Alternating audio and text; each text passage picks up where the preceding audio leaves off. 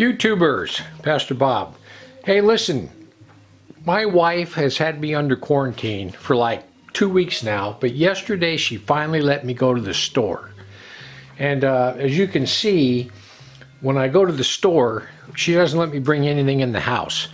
I get to unload everything out to this table in my garage, and all the perishable stuff, she takes that into the house and decontaminates it and puts it in the fridge and the freezer. And the rest of this stuff stays out here till she needs it. So, yeah, this is about a third of what I got. But our store is pretty well stocked up. But anyway, there's all the goodies and then all the cleaning products over there that she needs. And she even decontaminates me. I have to, I still have the taste of pine sol in my mouth. But anyway, this is her system, man. I'll tell you what, you don't want to run afoul of Mrs. Pastor Bob when she's decontaminating either, or you'll get it. But anyway, that's what I've been doing. So anyway, I wanted to tell you guys a couple things. Hey, my backup channel, the Pastorbobncc, which is now the backup channel, I've been uploading a lot of older videos on there. But all the new videos that I make, when I make them, they all go on this channel, and then eventually they'll wind up on the other one.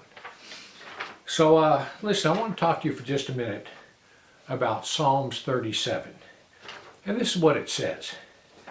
It says, "Fret not thyself because of evildoers, neither be thou envious against the workers of iniquity, for they shall soon be cut down like the grass, and wither as the green herb."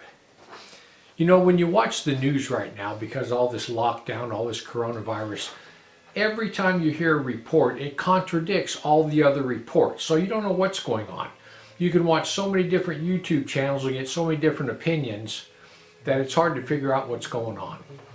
And the best thing to do is don't worry about it. God's in control. Don't worry about it. So listen, God tells us in this psalm, He says, don't worry about evil human beings. Their days are numbered. All these evil people that's behind all this stuff, their days are numbered. They're soon going to be cut off. This is what He tells us in verse 3 to 6. It says, "Trust in the Lord and do good. So shalt thou dwell in the land. And verily thou shalt be fed.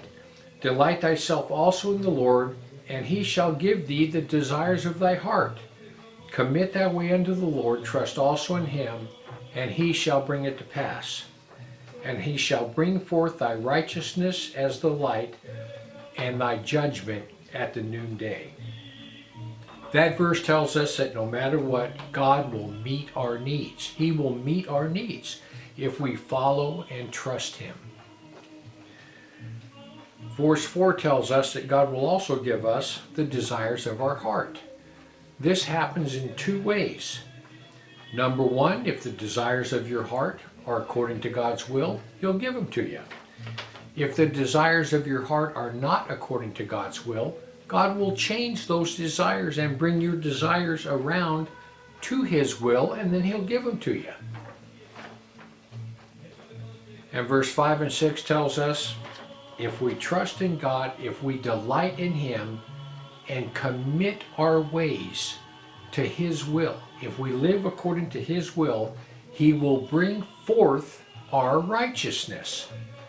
So listen, remember I've showed you this before, this white stone? This white stone, God's going to walk up and hand that to you when you arrive at the gates of heaven. And that white stone is going to have your name on it. That is the name, that is the being that God created. You're going to look at that your name and you're going to go, wow, that's me, that's me. That's the being that God created. Well, listen, everything in your life, God is molding you into being the person, the name on that white stone. God is molding you into that being that He created. Every time I look at this white stone, I just get thrilled. I just think, man, I cannot wait to find out my name, to find out why I'm like I am. Every time I do something, it's because that's who I am. That's who He created. I get excited about that. So listen, this is what it says in verse 7 to 10. It says, rest in the Lord. Wait patiently for him. Fret not thyself become of him who's... let me spit that out again.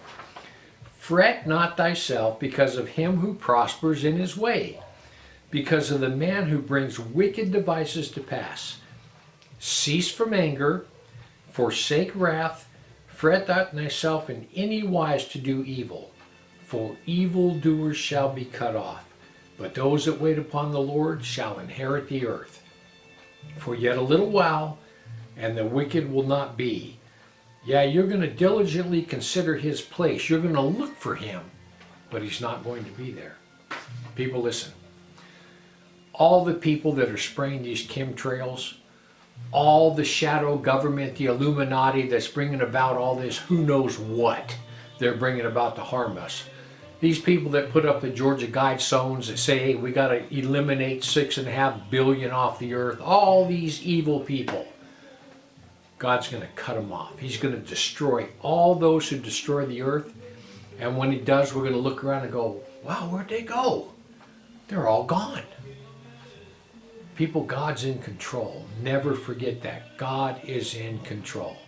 All we're to do is sit back, watch all this unfold before us, witness to other people, and just let it unfold. God's in control. He's going to take care of everything. Don't worry. God's in control. Anyway, it's Sunday afternoon. I just wanted to get a video up for you guys to watch. I know that you're probably all quarantined just like me. You're probably getting bored. My wife does let me get out every afternoon. I get to take Mr. Brody for a walk around the neighborhood, but I have to keep my social distance, which is no problem because Brody doesn't let anybody come near me. But I hope you guys are all having a blessed day. Everything's going good here. Like I say, I'm just trying to follow my wife's quarantine and decontamination rules, which is not easy. I hope some of you guys have it a little easier than I do. My wife's brutal. Brutal. Anyway, you guys have a blessed day.